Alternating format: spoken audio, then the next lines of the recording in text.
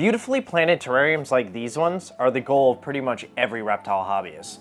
But if you want to have a terrarium like this, you're going to need a healthy substrate. Maintaining the healthy substrate is part of the battle. We're going to show you how.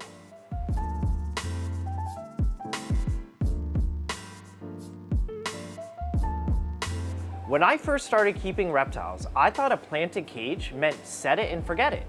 After all, isn't that the point of a bioactive terrarium?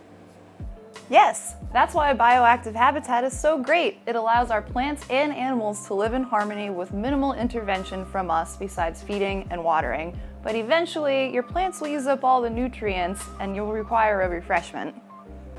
Tim and I planted these enclosures about 5 weeks ago with Living Earth, and we have been amazed with the explosion of new growth. But why do plants grow so well, and what does that mean for substrate health? Unlike the terrarium that you just saw, which was recently planted and is flush with life, this one here was set up about a year ago. You'll notice the plants are doing okay, but check out the substrate.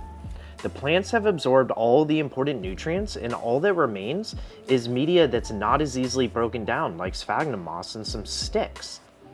It's not a hard problem to solve though. All we need to do is a substrate refresh. So how do you do a substrate change? Well, we're back here at the Leap Lab and I'll show you just how easy it is.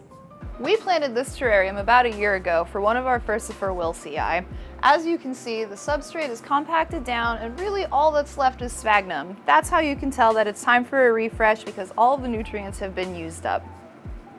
But wait, you don't have to dump your entire enclosure out. In fact, you can even leave your plants exactly where they are. Simply all you have to do is use your hands, dig out the old substrate as much as you can,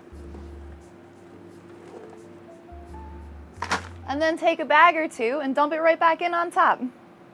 So as you can see, I've gotten all of the old substrate out and I've left the roots exposed here of our plants. All you have to do now, crack open a fresh bag, dump it in, be sure to cover all your roots.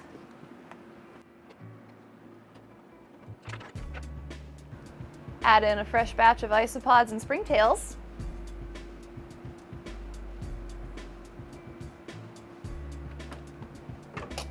And give your plants a nice drink.